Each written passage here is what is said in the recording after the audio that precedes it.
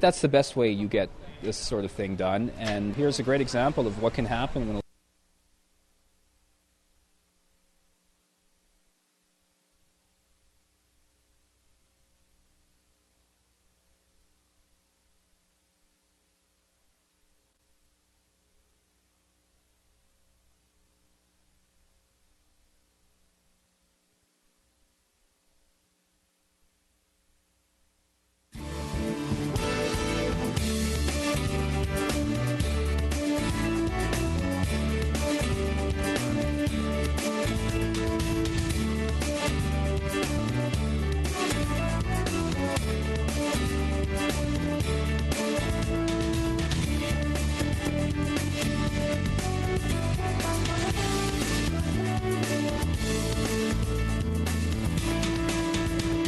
Well, good evening, ladies and gentlemen. Welcome to the Council of the City of Nanaimo, held on Monday, January 23rd at 7 p.m. And we'll start off, Ms. Harrison, we'll call the meeting to order, and if you could introduce the late items, please. Thank you, Your Worship. Add item 6B, delegations pertaining to agenda items. Mr. Kenneth Pierce regarding Revitalization Tax Exemption Bylaw 2011, number 7143. Add item 6C, delegations pertaining to agenda items. Mr. Jim Routledge regarding Revitalization Tax Exemption Bylaw 2011, number 7143. Add item 8F, proclamations, Toastmasters International Week. Add recommendation number 3 to item 10A, Strategic Planning Steering Committee, award of request for proposal for strategic planning consultant services. Delete item 5 from item 11E, property maintenance, 2021 Northfield Road. Add item 16B, correspondence, letter from Mr. A.J. Hustins and Ms. Moira Jenkins, co-chairs of the Nanaimo Economic Development Corporation, regarding Revitalization Tax Exemption Bylaw 2011, number 7143. Thank you. Could we ask for an adoption of the agenda as amended, please? So moved and seconded. Second. All those in favour? Opposed? Motion carries. Adoption of the minutes, please. So moved. As circulated. Second. Moved and seconded. All those in favour? Opposed? Carried. We're moving into presentations and then into delegations. Item 6A, delegations pertaining to the 2012-2016 financial plan. If there's anyone who would like to speak to those matters. Moving into B, Mr. Kenneth Pierce regarding Revitalization Tax Exemption Bylaw 2011, number 7143. Welcome, sir. You have up to 10 minutes. Mayor and councillors, thank you for hearing me tonight. My voice will not get any better than this, so if you have trouble hearing me, please turn it up. No, it's fine. Since the early 1990s, the Nanaimo City Council has been fixated on the need to construct a hotel and conference centre in an attempt to revitalize the downtown core. Each and every attempt, including the current centre, has ended in abject failure. The skeleton of the Melusina Hotel, a blight on the downtown landscape for a number of years, stood as a stark reminder. Looking back on these failed attempts, one has to ask what research, if any, was done before embarking on these misbegotten projects. For example, did city staff look at the use of existing conference facilities located in the community and see if they were being used at anywhere near capacity? I suggest they were not. Did council or the senior staff advisors notice that there is no direct transportation link to Nanaimo, a prerequisite of any conference centre being successful?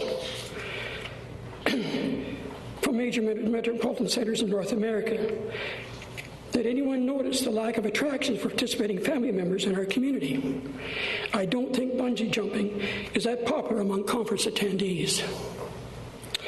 I wonder if anyone noticed that the navigation aids for Nanaimo Airport at that time consisted of a VOR, which is short for Omnidirectional Range, Radio Range, and ADF, Automatic Direction Finder landing aids. And the landing system aids consist of VASI lights. This meant that aircraft could not descend below minimum altitudes to land in Nanaimo, and I believe the published minimums at that time were 1,100 feet. This would mean that a great many flights from Vancouver could not land due to weather problems in this community. If Council today had looked at these factors, it would have realized that a conference centre was not the best choice for revitalizing the downtown core. The failed Malaspina project led the way for the latest failure. In this case, former councillors Cantillon and Manhas presented the Nanaimo City Council with a developer who was prepared to enter into a private-public partnership with the city and build a conference center, parking garage, museum, auditorium, a 140-room Marriott Courtyard Hotel, and a residential complex for the city of Nanaimo. The fact that the developer's Canadian assets consisted of a minute book and a telephone in a Halifax lawyer's office was not considered an impediment to completing the project. The proposed project was to cost the citizens of Nanaimo $52,500,000. The proponents said the rental of the retail space in the building, most are still empty, you'll notice, plus conference fees would make the operation self-funding within 5 years. The contract was signed with Triac Developments on October 25, 2004. This contract also provided a $20,000 per month fee to be paid to Triac by the city to manage the contract. The city made a decision not to wait for approval of any funding assistance on the project from senior levels of government. The project would proceed and the city would apply for funding assistance while it was underway. This decision sparked a great debate within the city, and it would prove to be an expensive mistake. November 2004's referendum managed to pass with a 51% favor vote. The mayor of the day placated the electorate by stating the contract with Triac provided for the cancellation of the project if it cost more than $52,500,000. This proviso was contained in Article 71 of the October 25, 2004 agreement. The article reads as follows. The city total project cost shall be determined in accordance with the approved design and the drawings and specifications and development agreement prior to the commencement of the construction of the project, provided that the city total project cost shall not be projected to exceed $52,500,000. If the city total project costs projected to exceed $52,500,000, then the city may terminate this agreement without further obligation to Triarch under this agreement or the subsidiary agreement, save and except provided in Section 18.4. Even when it became apparent that the cost was dramatically exceeding the $52,500,000 mark, the city chose not to terminate the project. In August 2005, Triarch transferred its rights and interests to a new company formed by the principals of Triarch called Suro Developments. In January 23, 2006, minutes of the City of Nanaimo, for the first time, showed the hotel concept was not a viable option. The staff reported that day said the success of the development plan is dependent on each party fulfilling its obligation in good faith. The public-private partnership is based on the city's desire that a new, good-quality hotel be built as part of the conference center project, and the city's belief that a private sector is the best position to provide this hotel. The existence of the hotel is considered critical to maximizing the community benefit of the conference center. Since investment in a new hotel in downtown Nanaimo at this time does not generate an adequate return on investment to justify the capital investment required to low room rates and low occupancy rates, it has been necessary for the city to provide incentives to the developer to make the investment in the downtown core hotel attractive. The obligation of the developer to build the hotel and the obligation of the city to provide certain incentives are detailed in various agreements. The main points of the sub-agreement signed on that date, March 25, 2006, were as follows. The provision of a development-ready service land at a nominal cost for the hotel resident township at $10. Construction of the foundation for the hotel residential tower estimated a cost of $1,200,000 to be borne by the city. Hotel access to city-owned parking spaces in the parkade at the going market rate. Provision at cost of parking for the residential towers in the hotel residential tower per parking space cost in excess of $20,000 to be paid over 20 years without interest. Provision of serviced and developed-ready land at the foundry site for residential development. The developer was to pay full market value for that site. Municipal support for the development densities and facility economic viability at the hotel residential site at the foundry site, and a payment of 5% development fee to the developer, which amounted to $71,500 per month. This appears to be in addition to the $20,000 development management fee that they're already receiving. The cost of construction has now become a problem, and the staff began outlining the ways the council can meet the contracts by cancelling or deferring other capital projects. In that same staff report, they stated, the public components of the project will cost substantially more than the original estimated by the city's private sector partner. As predicted in October, the current estimated cost is approximately $72.5 million. Council now needs to make a decision whether or not to proceed on the basis of this cost and other terms of the partnership, as outlined in this series of reports. Many of the new funding sources were identified in the report, including reserves that would otherwise be available for other capital projects. As a result, Council should approve the increased cost of the new development in the Nanaimo Centre, staff will be prepared a separate report on options for the changing of the 5-year financial plan, and this may result in deferred or cancellation of certain projects. Staff is now, for the first time, expressing concerns regarding developers' ability to finance the project. In that regard, they state, with regard to the agreements with Searle Development Company, staff believe there is little opportunity at this time to amend or change the agreement in material ways. It is believed significant changes would compromise Searle's ability to finance the project. The city once again had the opportunity to cancel this ill-conceived project and chose not to. They were now madly searching for ways other city funds could make up for the shortfall. We know that reserve funds were used to make up the funding shortfall, and those funds must be repaid, probably by increased residential taxes. But I have not seen any accounting of other capital projects were cancelled. In March 2006, Council approved the addition of Millennium Developments as a joint partner with Searle. Let's fast forward to December 2008, when the House of Cards collapsed.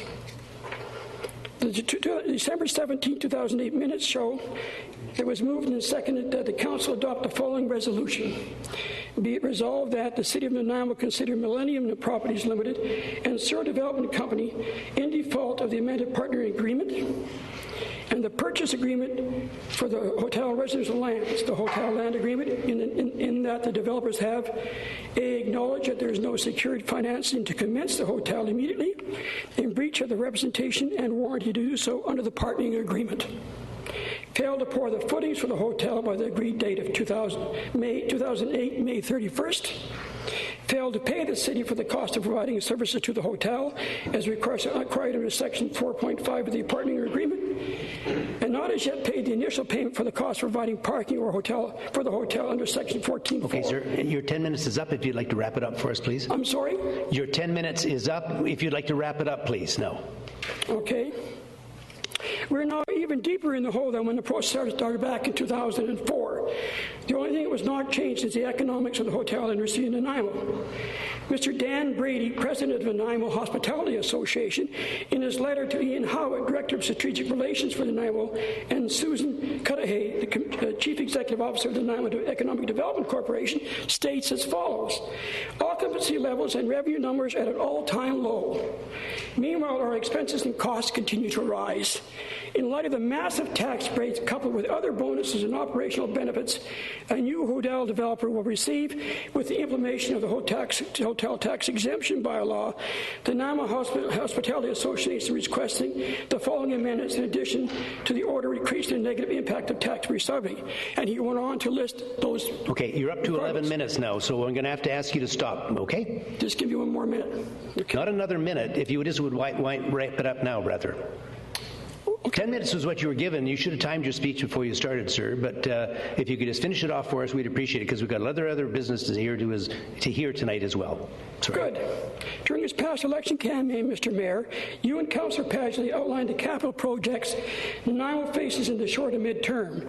You may recall you mentioned a water services challenge that would cost the city $60 million, and the city engineering building was replacement, meaning cost $18 million. While you didn't mention it, the work building on Level Road, a ragtag conglomeration of cement blocks and temporary trailers strung together may very well be on the replacement agenda as well. Councillor Paz, you raised a $2 billion cost of replacing aging infrastructure. These capital costs are required to maintain the services through Nanaimo.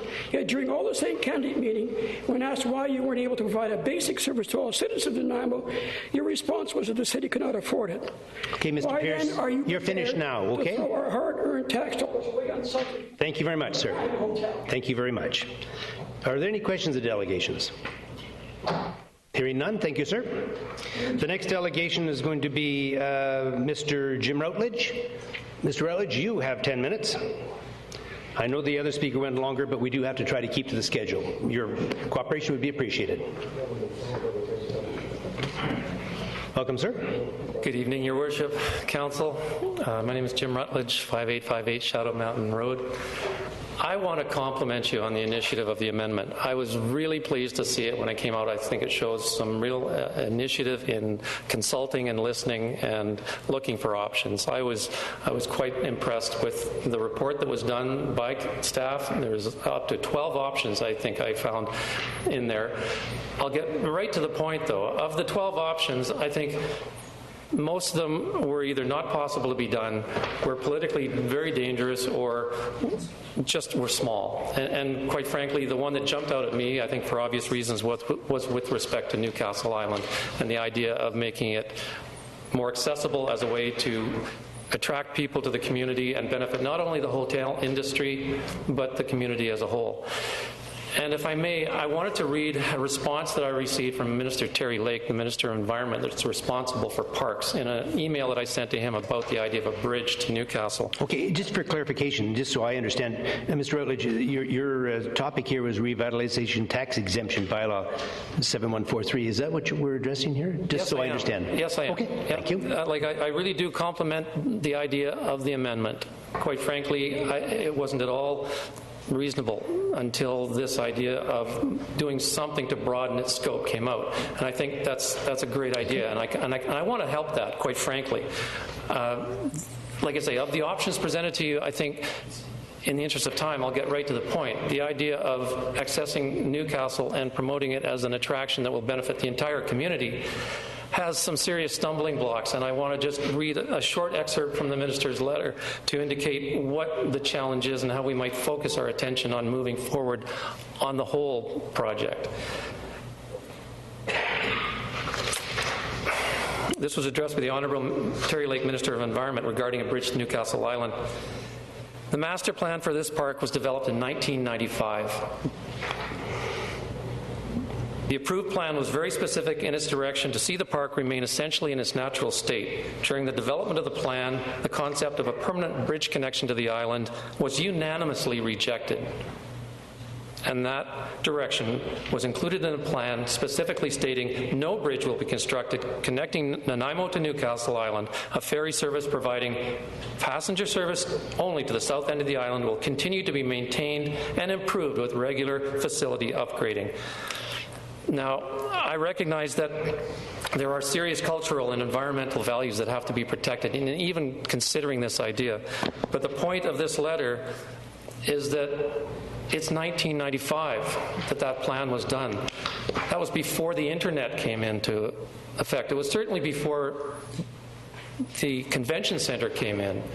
A lot of things have changed. And with respect to the amendment to the bylaw that you're considering, I suggest that the initiative could go a step further, and it could commit some money and some willingness, some political willingness, to see this looked at seriously. And the idea of a new master plan, a new planning process, be considered. I understand it's about a $120,000 process. Provincial Parks has neither the priority or the money to do this. And a gesture on the part of Council to see this taken seriously as an attraction that we can build on by offering some money, by giving some assistance to the hotel industry, who, as I understand it, are willing to commit funds to this as well, would be a way to get this thing moving forward, a step in the right direction. So that's essentially my message, is that I think you've made a good effort. However, it needs to have some meat on it. It needs to have something tangible that we can say, okay, we are actually going to do something. And the first step in doing anything at Newcastle, according to the minister, is to deal with a 1995 plan. So with that thought in mind, I would encourage you to commit some will and some money to Newcastle. Thank you. Okay, sir. I see no questions. Thank you very much. Moving to the Mayor's report and into proclamations, that the month of January is Crime Stoppers Month in the City of Nanaimo, that 2012, January 27th, is Family Literacy Day in the City of Nanaimo, that the month of February is Black History Month in the City of Nanaimo, that the month of February is Heart Month in the City of Nanaimo, that 2012, February 05 to 2012, February 11 is Burn Awareness Week in the City of Nanaimo, and the final proclamation that 2012, February 12 to 2012, February 18 is Toastmasters International Week in the City of Nanaimo. There's no commission reports. Into committee reports. 10A, Strategic Planning Steering Committee, award for request for a proposal for strategic planning consultant services. The committee's recommendation to Council: 1, award request for proposal 1261 regarding the provision of strategic planning consultant services to Rethink West Incorporated. 2, approve the use of an enhanced strategic planning process as outlined in the report. And 3, add $20,000 to the 2012-2016 financial plan for facility rentals required for the strategic planning process. Move the 3 recommendations. Second. Okay, moved and seconded. Discussion. Councillor Patchy. Thank you, Worship. A question to staff, if I may. We had 2 options here. One was the basic process, of which you talk on page 27 of the white pages, and then following that is the enhanced process. I am unclear how these processes work. It would seem to make sense to me that the city would come to a point where they would know where they wanted to go with this plan and then go to the public. I'd like some explanation how you envision that this would work. So, Ms. Hartley, do you want to? Yes, Your Worship, to Councillor Patchy. In the enhanced process, there would actually be a revisiting of the community vision from 1992. So it would involve the community at the front end and engage them as well as different community leaders. And then there would be a check back at the end of the process to review the plan. Okay. May I have a follow-up, please? As you know, there are several efforts seemingly going on at the same time. We have our official community plan. We have this strategic planning effort. We have community vision. We have the Chamber and their successful cities. I'm wondering how you put that all together into one thing that all of us can understand, and so that we're all going into the same direction with that. Your Worship, just to comment on that, I think that's a large positive for the process. It indicates the community is keenly interested. You may have noticed that this consultant, in anticipation of being appointed tonight, did attend the workshop last week just to become aware of what's going on in the community. And it's my hope that the community groups will work together and work with the city and all provide input so that we can all work on a plan we're all convinced represents the community wishes. Thank you. Councillor Kipp. Thank you, Your Worship. Speaking in favor of the motions that are on the floor before us, this is steering us towards that guiding document, the long-term thinking. We talked to this consultant specifically and asked the questions about the ongoing processes, and he felt quite confident, or they felt quite confident, and so did the committee, that they would be intertwined, and it was hugely important and that all those other groups are forming. So when I say this is like the City Council's strategic plan, which will tie into the economic development strategy, which will tie into the successful cities mandates that have been put out by the Chamber of Commerce. I think that actually, as the staff said, it's perfect timing for this to come through. Now with the environmental scan, where they look at what we have, the base documents we have, they interview council in the first step. So the first part is really learning where we're coming from, learning what our committees do, learning what some of our interactions with staff are. The enhanced version then gets into the real significant community involvement with key informants. Even youth groups are involved in this. Hopefully the school can assist with some of that too, or some of our younger members of council can help. Sorry, George. The second part of it, I think, is the important one where we do go out, and Billy, sorry, the young people.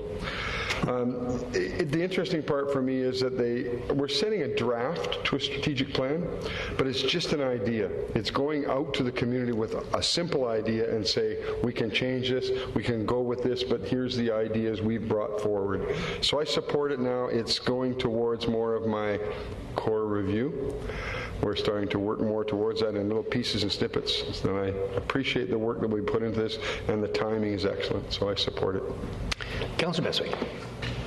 Thank you, Worship. I certainly will be speaking in favor of the recommendations as it relates to the strategic plan. And from my time on council, I think that this strategic plan is long overdue. And I think that it gives us that dovetail to the Economic Development Corporation and our official community plan, and allows us to set some priorities moving forward with the enhanced version. I think that if we did not exercise the enhanced version, that we would come back in 4 months, review the program and say that perhaps we didn't go far enough. So I'm certainly hopeful that by the mid of this term, we will have this report with recommendations back to us, that we'll be able to advance some initiatives in perhaps the last third of our term, and make some measurable progress as it relates to the objectives that will be defined, and many of which have been started with the review that's gone on by staff in the last couple of years with council and other stakeholders and other community members. I think we're seeing a considerable movement in this regard as it relates to the Chamber of Commerce, as we see the DNBIA, as we see apolitical conversations taking place in rooms with many of our community leaders. And I think this is the document, this is one of those documents that's absolutely imperative for us to move our city forward progressively. And I look forward to seeing the results of this specific consultant's report when it's done. So I'm speaking strongly in favor. Okay, and I see no further questions. I also, we'll push the button.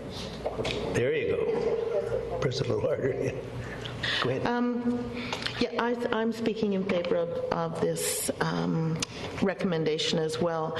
I just want to add, though, that I'm hoping that the strategic planning and the strategic work that we do uses those grassroots community initiatives that have been popping up over the course of this last year or even 6 months as more than just consultants, as more than just groups to consult. But instead, I'd really like to see this strategic planning group invite them on as part of the leadership too, so that we're not just asking them for their ideas, but actually asking them to get on board with us and help us steer this plan. Okay, thank you. Councillor Johnstone. Just quickly, Your Worship, just speaking in favor of the recommendation.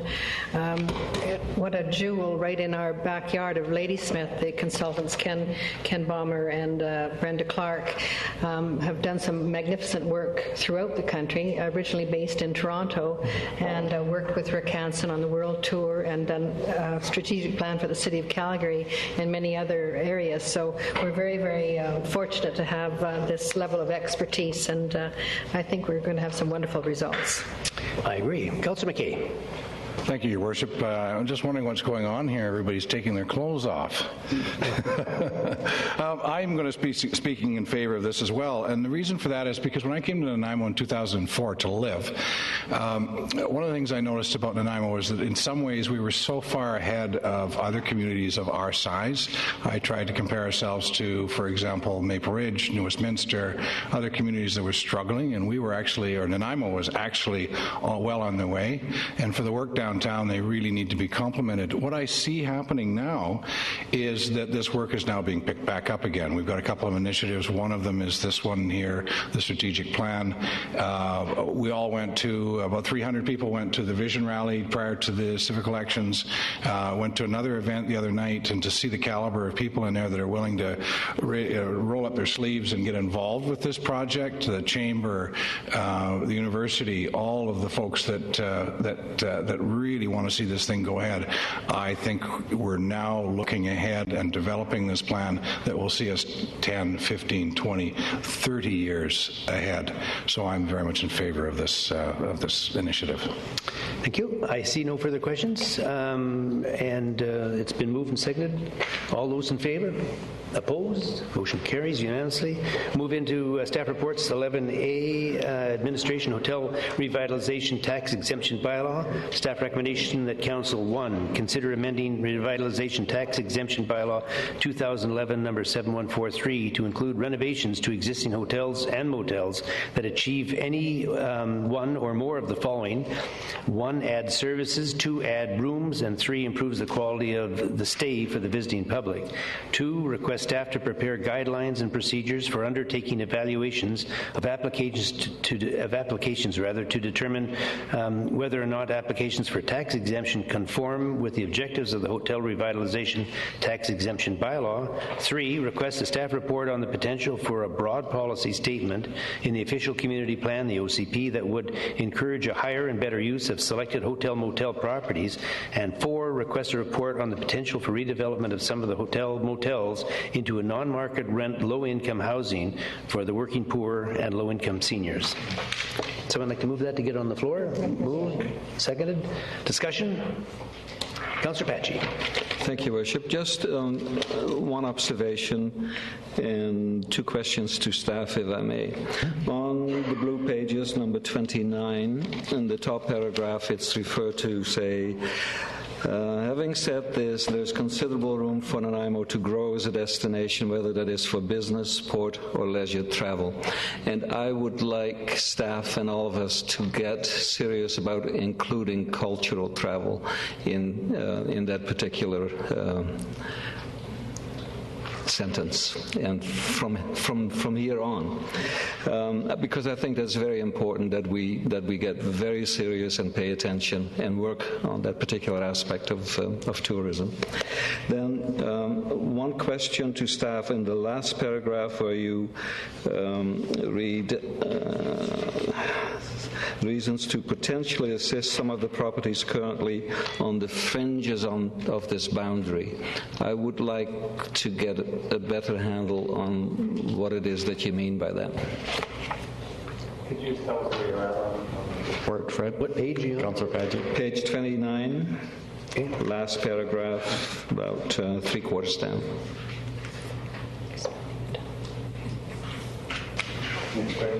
Council would consider expanding the downtown boundaries for revitalization reasons to potentially assist some of the properties currently on the fringes of this boundary. Go ahead, Mr. Howland. Your Worship, the downtown boundary, I believe, right now ends at Comox Road, heading north, and Victoria Crescent and Terminal, heading south, I believe. There is a potential, if it's Council's desire, to expand that boundary out further up Terminal North and along Stewart to incorporate the other hotel properties that are just slightly outside of the downtown core, but that still could potentially serve the downtown well. Follow up, if I may. Would you consider then going south as well? Yes. Yeah. Okay. And one final one. Could staff explain the necessity to include strata titles in this particular effort, please? I'll ask Mr. Howitt to add if I haven't covered the whole thing. Just simply that strata ownership is a viable ownership system for hotels. We don't have any, I don't believe, in Nanaimo right now that are strata ownership, but other communities do. And it's possible that a new investor may bring other investors in through strata ownership into a new property. And if so, it would be something that I think should be considered for application of this bylaw, even if that's the ownership method. That begs the question, though, that when a building is constructed with this principle in mind and the whole thing gets converted to strata instead of a hotel, what would you do about the tax exemption? Well, I guess there's a couple comments to that, Your Worship. One is that I think that we would only support this if they were hotel rooms. If they were more like apartments, maybe not. The other factor is that any application is only that, and it's totally up to council to decide if they're going to accept it as meeting the objectives. And if it was felt that it's really an apartment building in disguise, I'm certain you wouldn't approve it. Thank you. Councillor Beswick. Councillor Beswick, go ahead. Thank you, Worship. This is an extremely challenging bylaw amendment, if you will. And I have, when I look at pages 29, the 6 items that were proposed, really none of which are considered to be options given the conditions placed upon us provincially or otherwise. But I have a couple of questions, and it really begs to me the question about engaging in market conditions, because that is a lot of what this bylaw is trying to address, is what the market is telling us, or telling investors, or telling property holders. And to attempt to incent when it's not a level playing surface is extremely challenging. So the market condition thing is really a factor for me, but when I read the recommendation 1 and the third bullet point, improve the quality of stay for the visiting public, it's really subjective on that. It's almost not measurable.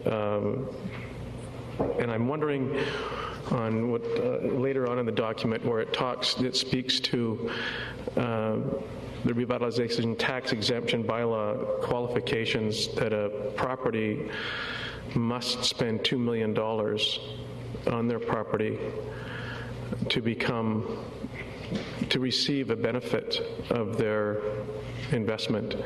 So my question on the $2 million is, should a property invest $2 million into the improvement of their property that improves the quality of the stay for the visitor, what will the net gain be to that property for investing $2 million in upgrades?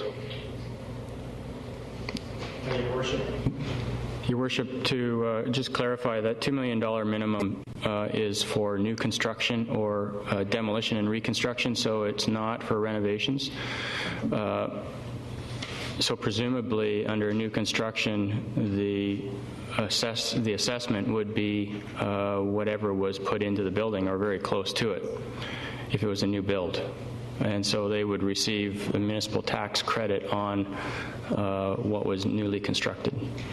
Thank you. Just a follow-up then on that topic, Your Worship. Then if it has to be a knockdown rebuild, then the most recent improvements to the Coast Hotel in the millions of dollars wouldn't qualify? Your Worship, the legislation for revitalization tax exemptions are forward-looking legislation. In other words, it's to provide future benefit to an applicant, not to reward somebody who's already done some work in the past. So it's just not possible for us to address events that occurred in the past. You may have misrepresented my question. Not if what has happened in the past. I'm asking moving forward. If we pass this tonight and the Coast Hotel did the exact same thing tomorrow that they did in the last 2 years, where would they wouldn't qualify for those benefits? Is that what you're telling me? Your Worship, one of the things we're recommending in item 2 is that you authorize us to prepare guidelines and procedures for undertaking evaluations of applications. So what we're envisioning is formalizing some criteria so that there'll be a more concrete way to determine whether or not something like the renovations that the Coast undertook would qualify or not, because it's difficult to talk about that one specifically, because the measure of the tax forgiveness depends on the growth in the assessed value, and whether or not the Coast Bastion had an increase in the assessed value due to those renovations. I don't think we know that. Thank you, which really confuses the topic for me then when we talk about in bullet point 3, improves the quality of the stay for the visiting public, which we must assume new beds, new bathtubs, new showers would improve the quality of the stay, but there's no benefit for doing such until we get to number 2 and we create that new document. So I find that very challenging. I'll leave that topic for the moment. I'm happy that Councillor Apache brought up the boundaries of which the revitalization tax exemption bylaw would apply to. So if I understood correctly, then this RTE would only benefit the properties from Comox Road to Victoria Avenue, or would they extend to the furthest boundaries in the city? No, Your Worship. The revitalization tax exemption applies to the entire city of Nanaimo. The area that Councillor Patchley was referring to is the area that was speaking about the DCC exemption area within the downtown core. So obviously it's a DCC exempt area and an RTE exempt area upon approval of this, if we approve this. The downtown core has always been a DCC exempt zone. So this bylaw will go as far as Woodgrove Center, for example, will go as far as Bank of Island University, for example. Correct. Except, Your Worship, it's just for hotel and motel properties. Future knockdowns and rebuilds or future new builds. Correct? Is it correct? Yeah, you have to be a hotel motel property to get this benefit. You can't be a mall, for example. I understand. So I understand that. But if a company came to us that has been before us in the past to consider doing a hotel development in the North End or on the Parkway on or near Bank of Island University, they would qualify for this exemption. Correct. Thank you. Okay, Councillor McKay. Thank you, Your Worship. I'm really confused now. It was always my understanding when we were discussing this that it would be that if there was an appreciation of the property or an increase in the value of the property, that they would benefit from this, which would include the modifications we've made today or we intend to make today. So I'm confused relative to the renovations. So if there's no, one would suggest that if a building is significantly remodeled, that there would be an increase in the appraised value. So is that not the case? Your Worship, the bylaw requires that any property owner that is interested in renovating or building or demolishing and rebuilding their hotel, they must apply to council for approval first, prior to any opportunity to receive the revitalization tax exemption bylaw or exemption. After they've been granted approval and then they carry out that work, the effect on their taxes is only improved upon by their new assessed value that is a result of the renovations or construction.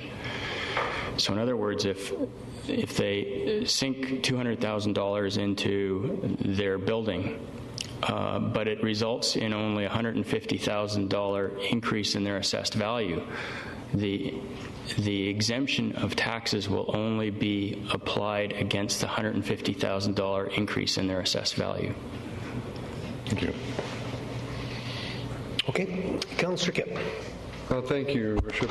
One, this also is effective for rezoning. If someone was to take a piece of property and rezone it to motel, hotel, and put a new building on it, it would qualify? The bylaw contemplates that the property must be appropriately zoned to allow for hotel or motel. So council would have to, it would either already have to have a hotel motel zoning, or council would have to contemplate rezoning the property to a hotel or motel. Okay, thank you. A follow-up to, in our cost projections, did we calculate the fact that in 2012 a hotel would have a value, that increase would be valued at so much, but as our tax increases, that value increases too, as an assessed value, and our mill rate effect on that. So it's still the same discounted taxes no matter what the tax levels increase over that period of time? Yeah, Your Worship, the assessed rate essentially freezes, or assessed value essentially freezes upon council's approval of the RTE application. So there is a potential for market conditions to improve on that property, but hotel and motel properties are assessed based on their cash value or their ability to earn, as opposed to real estate values. So there's no guarantee that those property values are going to increase incrementally every year. Thank you. Okay, we have Councillor Bestwick again. Is there anyone else that would like to speak to this matter that hasn't been heard from first? Question, Your Worship. Push the zip button, then go ahead. Just a quick question for you to staff. Would in franchise hotels, i.e. the Best Western, would it be the franchise ownership or the management that would apply for exemption? Your Worship, it would always be the property owner that makes the application. So thank you. Okay, Councillor Bestwick. Thank you, Your Worship. Not to belabor this, but just for clarification for my purposes, in no less than 6 places has the bylaw been amended with renovation and renovate. And when I heard the explanation about knockdown, rebuild, or new build to qualify, renovate to me says something distinctly different, or in terms of interpretation. So if I owned the hotel motel and stripped it down to its studs, would I qualify for considering that to be a rebuild or a renovation, as it is indicated as a renovation? To me, taking it down to its bare studs without having to knock the thing down makes a lot of sense. And who defines or determines whether the knockdown is taking it to the studs or and rebuilding using the frame that's very good to use? Because I just want to make sure that somebody doesn't have to come and they can gut it and fix it and qualify it versus having to knock it down and rebuild the footprint. Your Worship, we would defer to the building code to determine whether it was a knockdown or a renovation. But Your Worship, I'm a little bit worried that Councillor Bestwick has misinterpreted one of our comments, because renovations do qualify for this. They don't have to knock the building down. It's just that the $2 million minimum doesn't apply to renovations. Renovations can be a smaller amount than $2 million and still qualify. But as far as adjudication of what qualifies and what doesn't, the plan is to develop criteria. But in the end, Council will be the one that determines every single revitalization approval. It will come to Council for approval, and you will have your say. Thank you. Okay, Councillor Patchy. Thank you, Worship. One final question to staff, if I may. On page 32 of your blue pages, Appendix A, you have the demands for amendments and additions from the Nanaimo Hospitality Association. You know, I have the feeling that we're not even getting close to what might make them happy, and I'm really worried about our relationship with that particular industry. I'm looking for some hope from the city manager or Mr. Howard that we do keep things on track and that it does not get damaged irreparably. Well, Your Worship, one thing I can say is I think it is expected that the parties won't always agree, but I think there is communication occurring. I know that the parties, city has certainly had extensive meetings with the group, and I think there is general appreciation that communication is happening and an expectation and understanding that there won't always be unanimity or agreement. Okay, Councillor Brennan. Thank you, Your Worship. I already had the clarification on there being 3 ways of taking advantage of this, and that is renovation or knockdown rebuild or put in at least $2 million. I just wanted to make sure that I was correct in my understanding, and clearly I was. You know, I might just add that. Go ahead. I was just going to say that on new construction, you qualify if you spend at least $2 million. On renovation, you can qualify at any amount as long as you meet the objectives.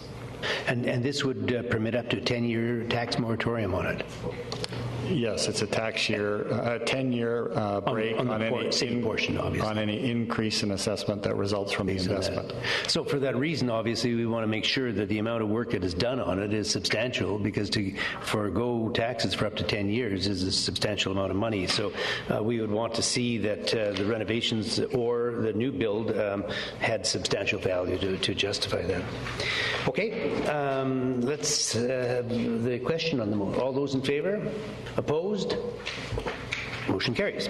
So going down into, the RA 282, the Community Safety and Development. Staff recommendation that Council 1 receive the report pertaining to zoning amendment bylaw 2012 number 4500.008, which is presented under the bylaw section of the agenda, and 2, direct staff to secure the following prior to adoption of the bylaw should Council support the bylaw at third reading. The first point is road dedication, and 2, community contribution. Staff's recommendation. Second. Moved and seconded. Any discussion on this? Councillor Patchy, did you want to? Thank you, Worship. Yes, please. Just a comment. On page 51, the map that includes the urban containment boundary and the subject property, and it has a portion that is shown as agricultural land reserve. I was confused this morning on this map, and I have the feeling that maybe some people who have seen this map without having had the conversation that I had with Mr. Tucker might be just as confused as I was this morning. Would you just put everything to rest and tell the people that we are not building outside the urban containment boundary or in the ALR, please? Your Worship, through to Councillor Patchy. Yes, there's no change to the urban containment boundary. There's no change to the zoning on that portion, which is in the ALR. The portion that is the subject of the rezoning is inside the urban containment boundary and designated as neighborhood under the official community plan. So it's for that portion that the plan anticipates for urban development. Thank you.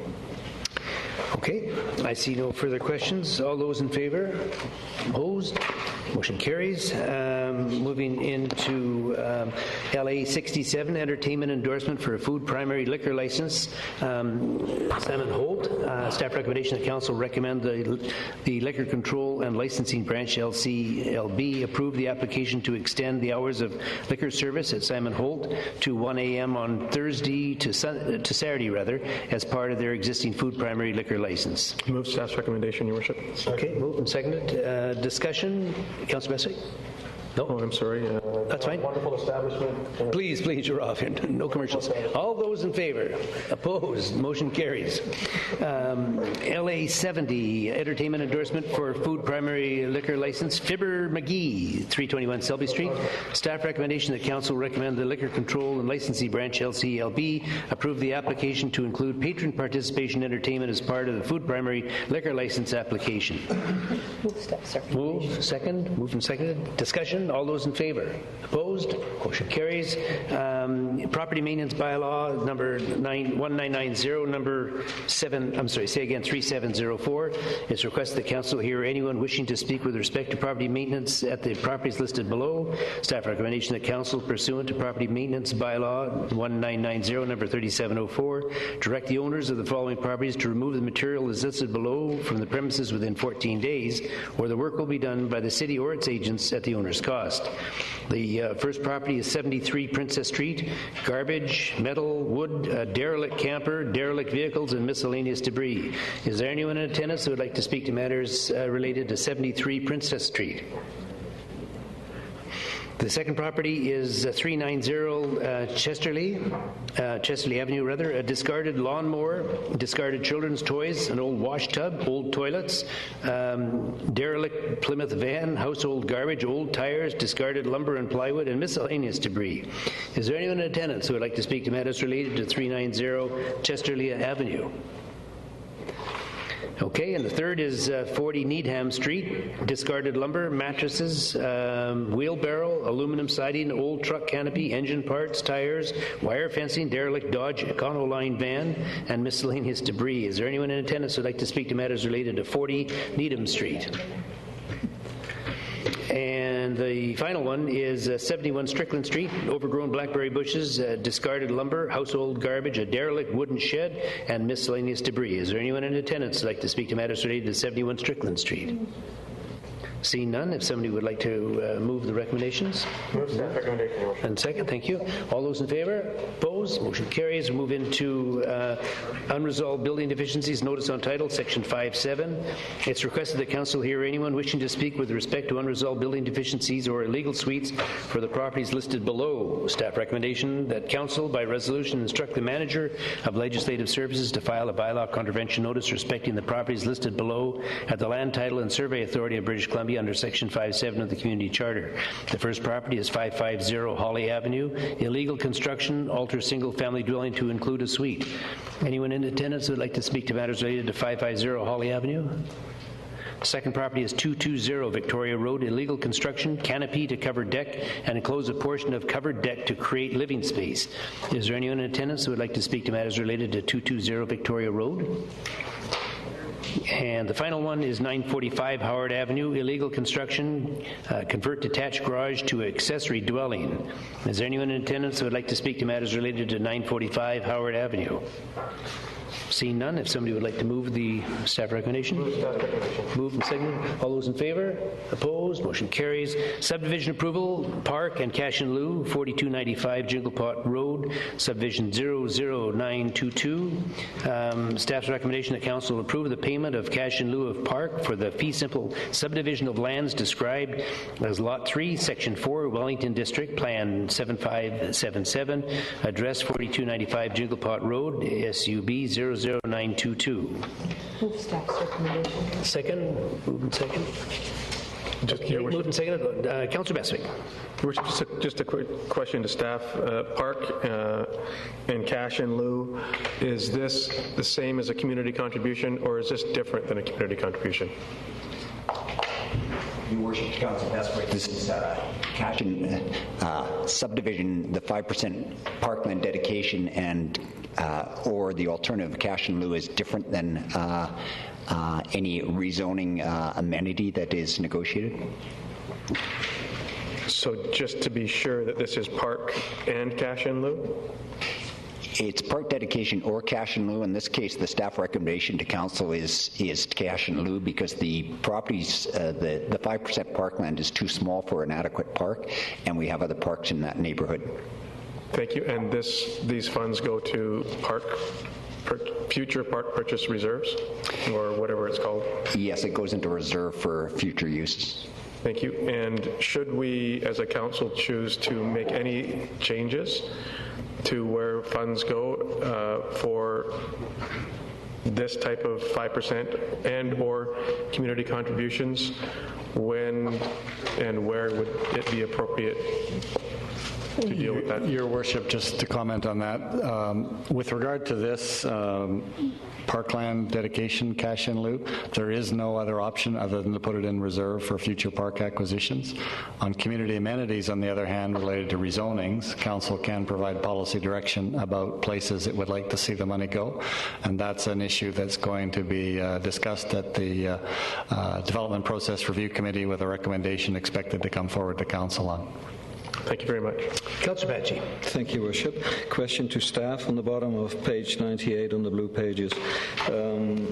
Subdivision would result in 3 or more fee simple lots as one of the criteria for cash in lieu. So how much are we going to get? That's still an unknown? No, as reported in the report before you, this is a 4-lot subdivision in which the parkland dedication, the 5%, is 145 square meters. And therefore, it is a very small. The standard city lot is 500 square meters, so it's about 1/4 of that size of a standard city lot. Therefore, we're recommending cash in lieu instead of the 5% dedication. Okay. Your Worship, the amount of the cash is based on 5%, but it's based on the pre-subdivision value. So it's a relatively modest sum, actually. Okay. And if I may have a follow-up, in your consideration of doing that, you, I would think, considered 4355 Jinglepot Road, which is shown on the map on page 100. That is school property, and the school is closed. Does that make any difference in your consideration? Like the school district, I imagine, would maintain that, but do they? The consideration of adjacent parklands is certainly one of the issues that the Parks, Rec and Culture Department looks at. School properties, of course, could be sold at the discretion of the school board. Therefore, it's part of the assessment of the property, but it's not considered parkland that could be there in the future. It's a sports field, really, isn't it? There's both a sports field and, of course, the school buildings there, yes. Okay, thank you. Okay, so question on the motion. All those in favor? Opposed? Motion carries. We're going into subdivision approval, park and cash in lieu, 1743 and 1747 Extension Road. It's SUB 00921. Staff recommendation of council approve the payment of cash in lieu of park for fee simple subdivision of lands described as Lot A, Section 16, Range 4, Plan 9512, and Lot 2, Section 16, Range 4, Cranberry District, Plan 44369, and addresses 1743 and 1747 Extension Road, SUB 00931. Move staff recommendation. Moved and seconded. I see no questions. All those in favor? Opposed? Motion carries.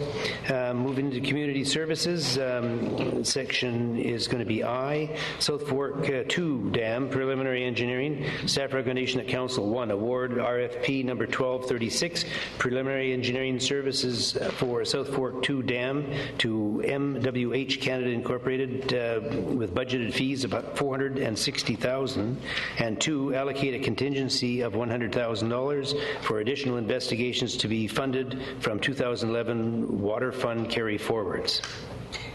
Someone like to move that? Move. And second? No, moved and seconded. Councillor Bestwick. Thank you, Worship. I understand that we have to proceed with this work, of course, and this is relative to preparatory work that's required beyond our 2020 census or estimates for population. What concerns me on this is the fact that it's a 25%, we're asking for a 25% contingency, and we're making that well known that we have a $100,000 contingency for, as it states here, to provide flexibility should the need for additional investigations arise.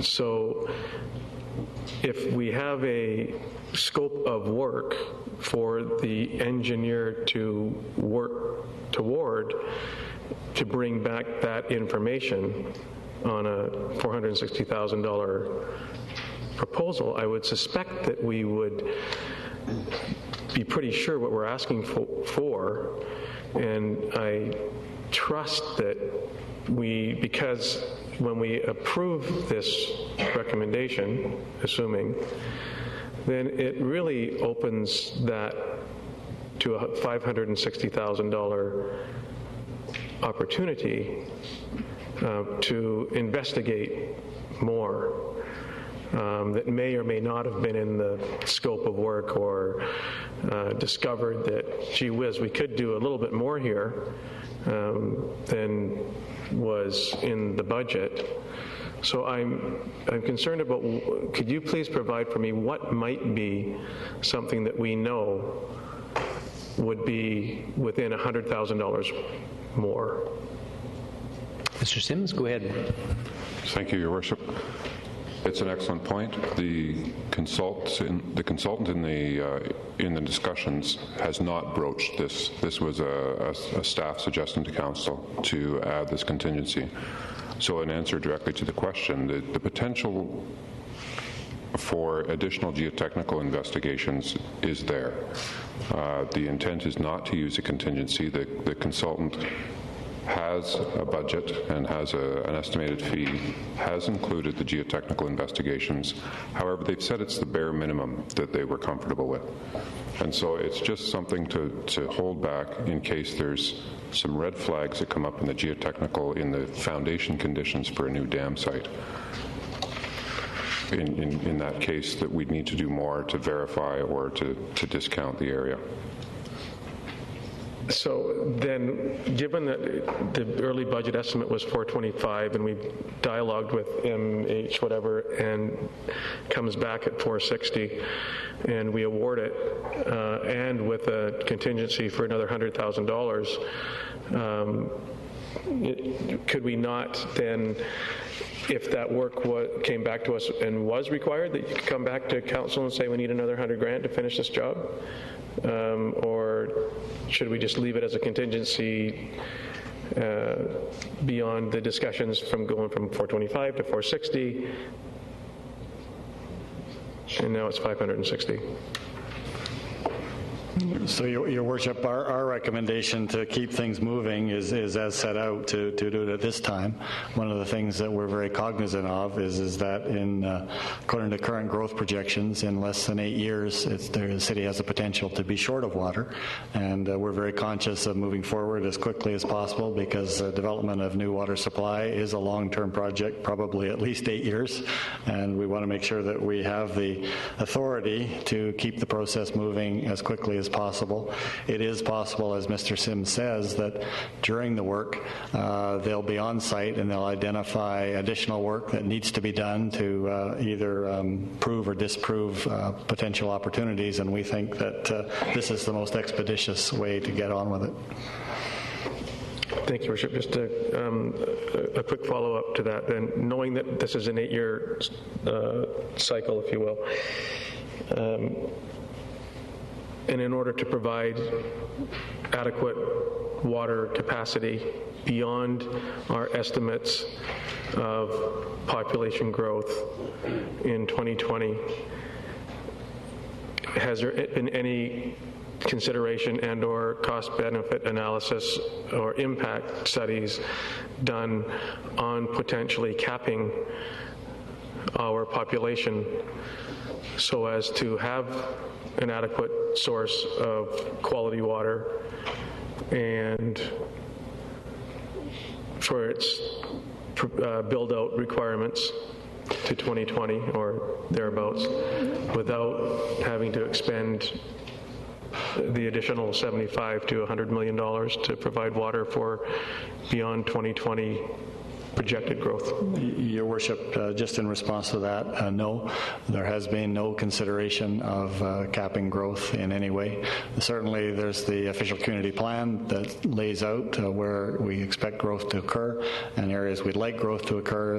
The city zoning provides rights for property owners to make improvements and developments. So the answer is no. That would be a significant change in direction for the city. Should council wish to have staff prepare a report, we could do that, but I can tell you right now that that would be contrary to all of our past practices and contrary to our current plans. I might just add, too, that I think it would send off an unfortunate message to people that want to relocate in Nanaimo, and businesses in particular that want to expand, if they knew there was a finite amount of people the people that are here now are welcome and new people are not, would be an unfortunate message, I think. If I might, Your Worship, this, to me, would certainly not be an indicator that people that aren't here aren't welcome. And there's communities across Canada and the United States that are making these very difficult decisions that they didn't have to make 10 or 15 or 20 years ago in order to provide the quality of life and that sustainable, which is a very overused term in my opinion about sustainability. And if we talk about what the cost to those that are welcome here to remain here, once we start adding these expenditures up, and not just for the capital improvements that are in the hundreds of millions, but of course the operations that we sometimes overlook. And that is where our annual operating costs increase to satisfy and service these venues. And if I'm not mistaken, I think we're $1.8 million once our new water treatment plant is built for staffing levels, and adding another $200,000 on an annual basis to the membrane replacement over a 10-year period estimated. So with each time that we are making the decisions, and I think we're at $760,000 annually to incur an additional 1% on taxes. That's sort of been the sort of a thumbnail dashboard number. So while I appreciate that there are outlying properties and there are properties that have these terms of reference attached to them, I think that we also have to take into consideration sustainability of taxations. And I hate to be the bearer of this news, but we need, I think, to come to some order and deal with the question at hand, which is the award for the RFP. Staff recommendation. Okay. Well, if we have opportunity somewhere other than this forum to discuss the topic and provide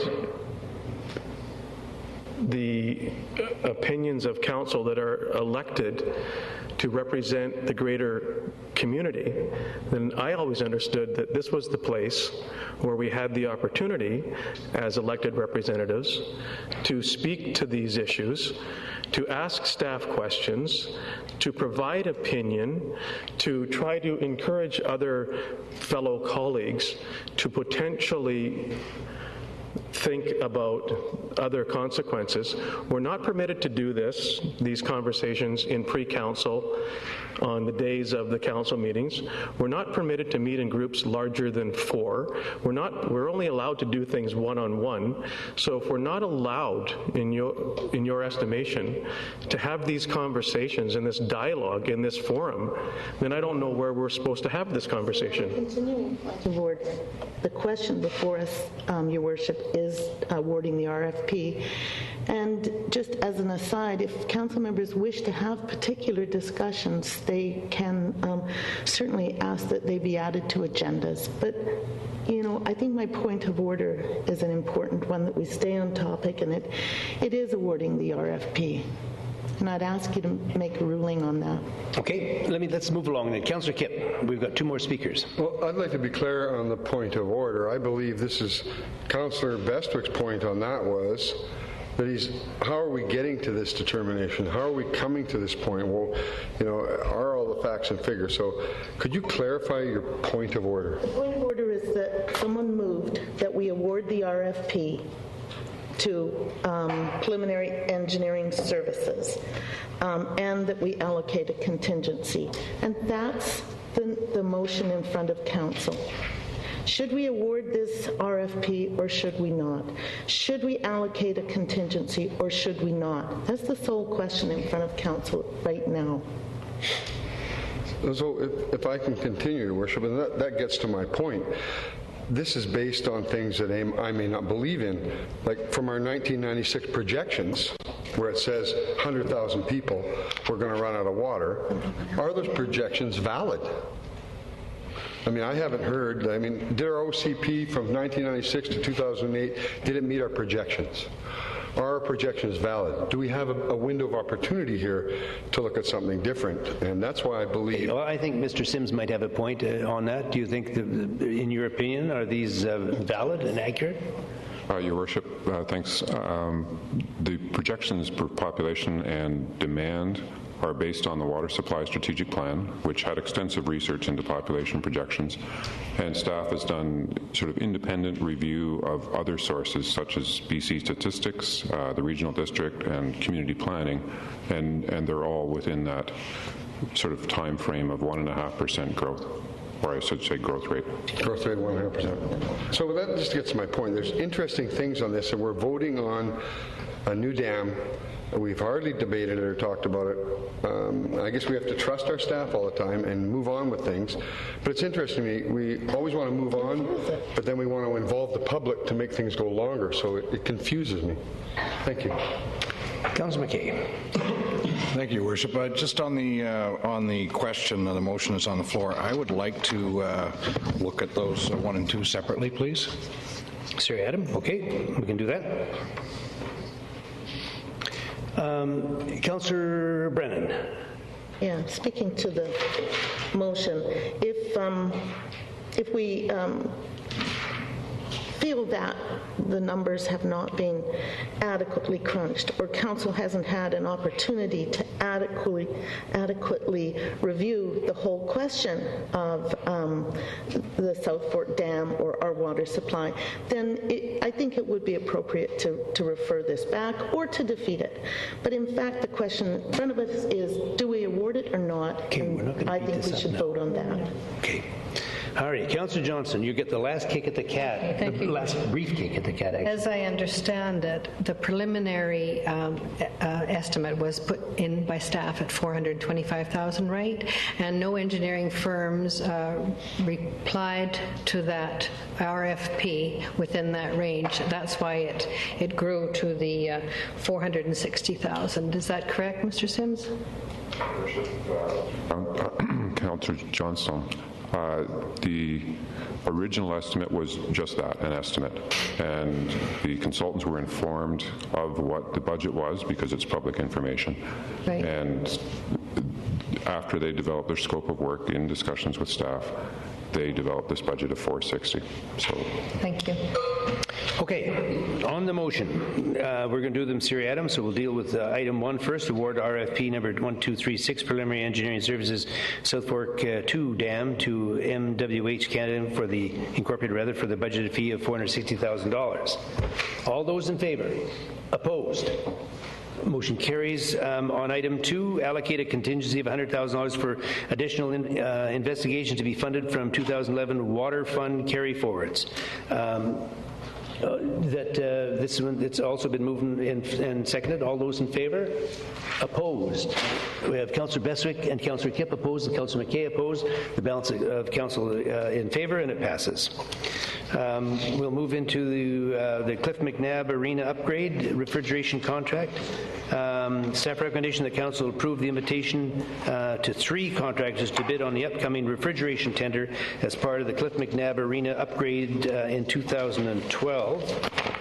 and that's the end of it. So would someone like to move that? Moved and seconded. Discussion. Councillor Johnson, do you want to say to this one? Okay. Councillor Bestwick. Thank you, Bishop. We discussed this a couple of meetings ago. I just wanted to confirm that whatever this amount is falls within our 1.2 facility upgrade that's allocated, and should we receive a grant that we're anticipating in the amount of $400,000, that's where this will come from. Mayor Rattan, Councillor Bestwick is correct. Thank you. Mr. Anderson, Councillor Anderson. Go ahead. Thank you, Mr. Chair. In the staff report, it says, as this tender is expected to exceed $250,000, can you elaborate on some of the reasons why it would be overrun? As into the cost of it, it says that it's expected to exceed $250,000, and why wouldn't it be $250,000 or less? Your Worship, $250,000 limit is a council-imposed value that determines the process we follow in selection. And in this case, normally it would have required a public process, public invitation of tenders. And because we wanted to just invite people we thought were qualified, we want to avoid that process, or not avoid it, but we want to not follow that process. So we're asking your permission to not follow our own process in this case. Okay, so it's been moved and seconded. Question on the motion. All those in favor? Opposed? Motion carries. Move into information items only. If someone would like to move them. If somebody would like to move the information items. Moved and seconded. All those in favor? Opposed? Any business arising concerning the report from Mr. Knight? Okay, we move into 13, and reconsideration of bylaws. We move by Councillor Johnson. Councillor Johnson. Yes, Your Worship. That Council rescind third reading of Revitalization Tax Exemption Bylaw 2011, number 7143, to encourage the development and redevelopment of hotels and motels, and to improve upon the inventory of quality rooms available to the traveling public. Is there a seconder? I'll second. Second, okay. I see no discussion. All those in favor? Opposed? Motion carries. Go ahead. That Revitalization Tax Exemption Bylaw 2011, number 7143, pass third reading as amended. Seconder? Seconded. All those in favor? Opposed? Motion carries.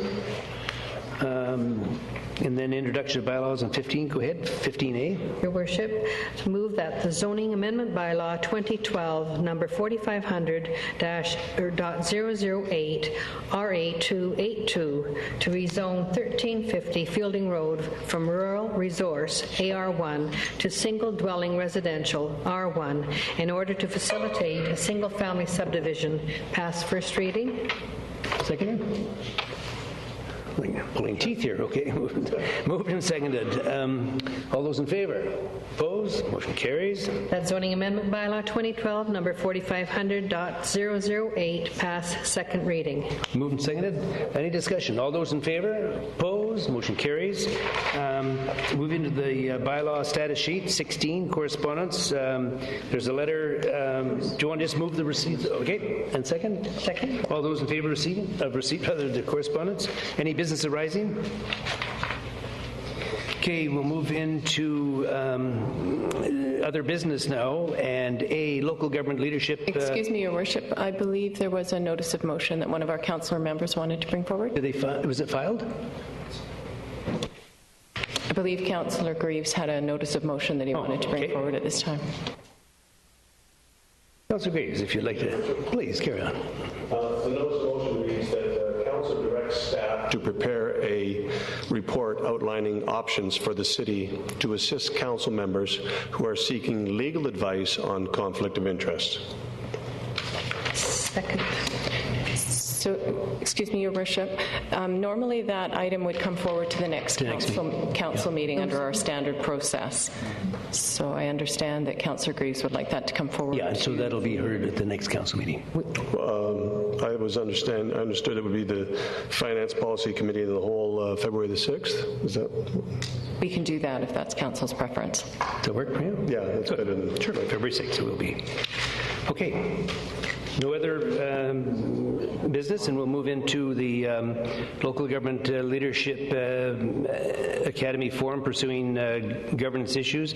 It's requested to Council that Council approve the attendance of by Mayor Rattan at the Local Government Leadership Academy LGLA 4th Chief Elected Official Forum to be held 2012 April 17 to 2012 April 18th, including registration fees, travel, food, and lodging as per Council policy.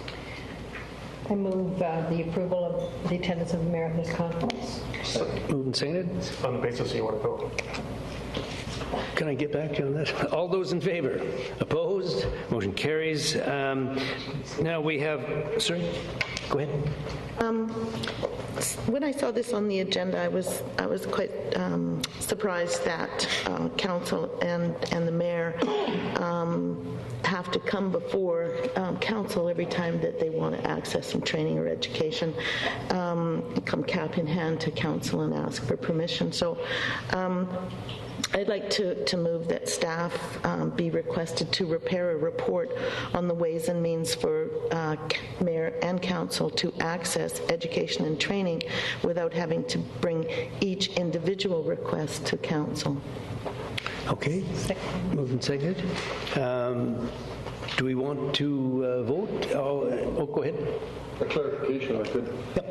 Education, does that mean workshops, networking workshops, those type of things too? Whatever education and training is required or is desired to make you a better council, to make you have a better understanding of those kinds of things, like the local government training that we're accessing. I'm not certain that would make me a better councillor. Well, okay. At least an adequate councillor. Thank you. Thanks for clarification. Yes. Okay, any further questions? All those in favor? Opposed? Motion carries. We're moving into delegations, I'm sorry, into question period, rather. There's no delegations. Question period, agenda items only.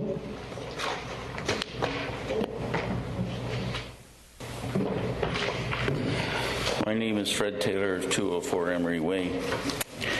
I've seen it happen both ways on this agenda tonight of how we spend our money. One is we advise bidders the money we got, the amount of money we got in our pocket to spend, or we ask for 3 bids.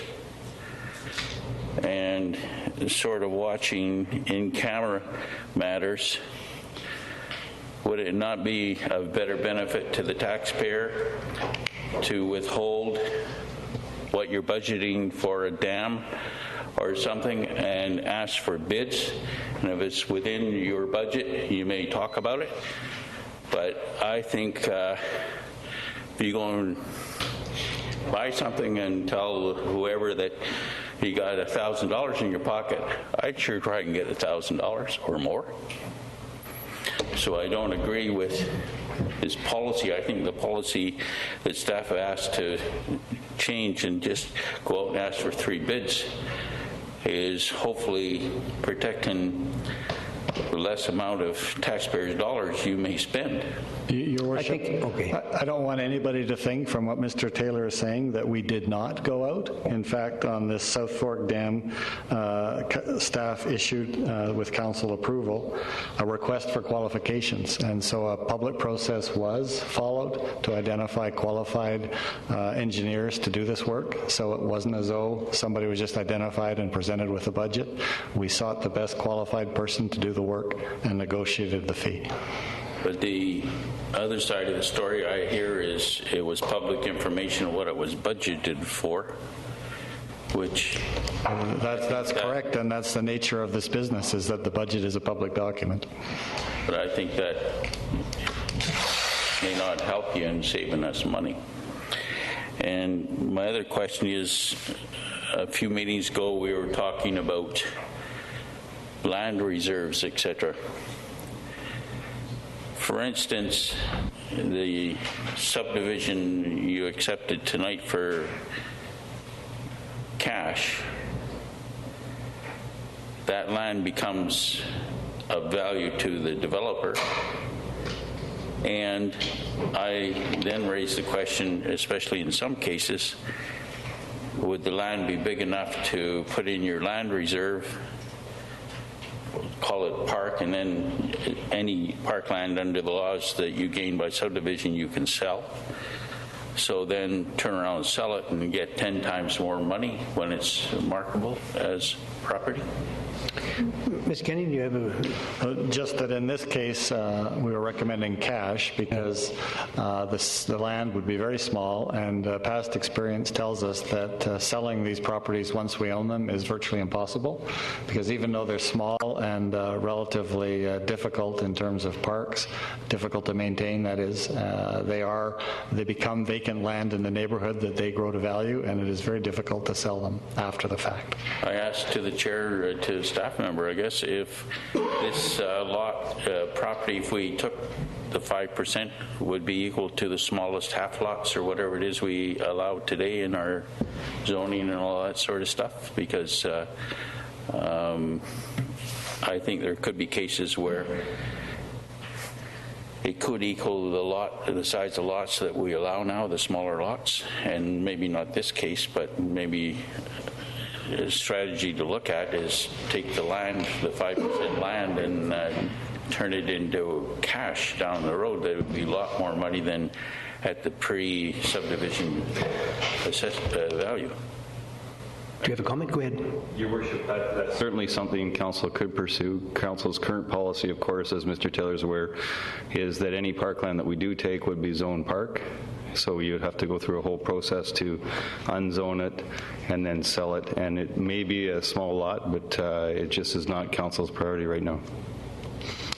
But that zoning of land, Mr. Chairman, would happen at direction of Council, and that's the time you would decide you don't want to zone this because you got too much parkland there and it's got a value as a land reserve. And under the Act, you can sell parkland even if it's zoned if you gather it by subdivision.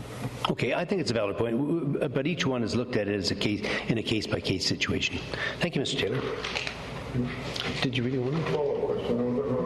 Oh, staff, go ahead. Mr. Taylor's first thing about this, I'll call it pre-disclosed bid process, or have we ever done an analysis of our bid offers and what the quotes come in at, or our final prices?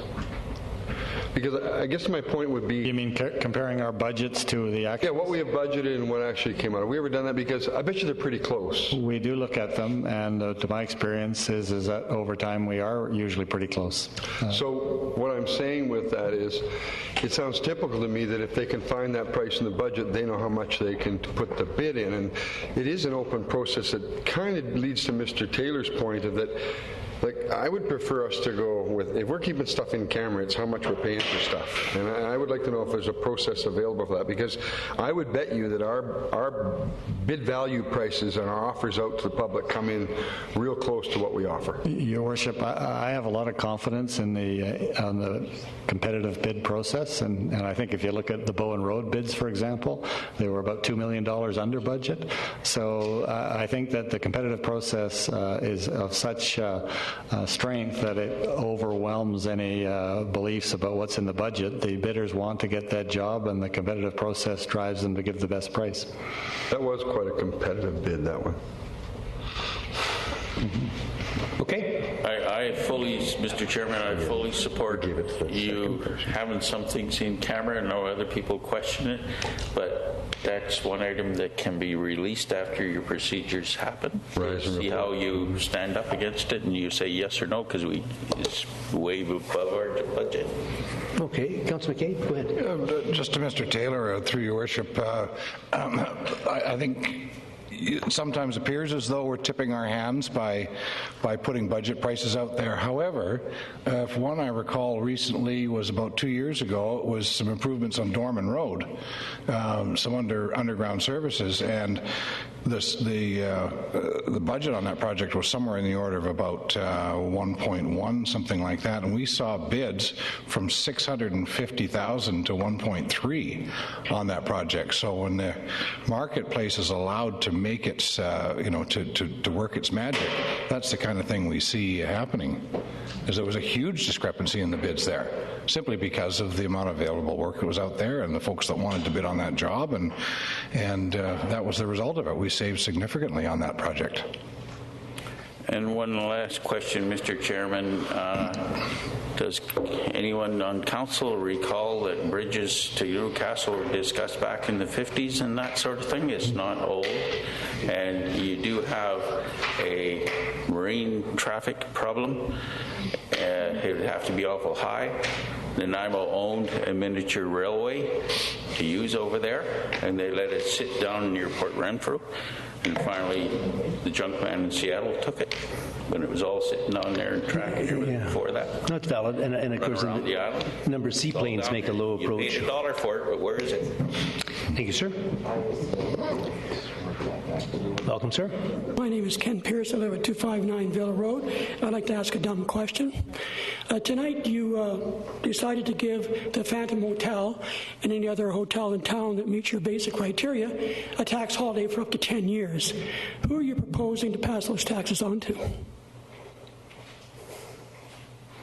Your Worship, just one thing I wanted to make clear, and I certainly appreciate the gentleman's point, but one thing just for the public to understand is that nobody's been forgiven taxes that they currently pay.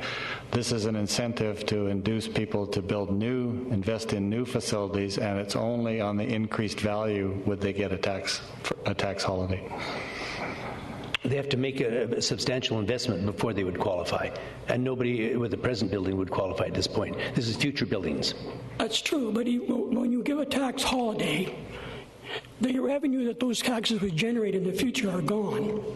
So that tax has to be passed on to someone else. So my tax rate's going to go up so that a hotel can paint the walls and get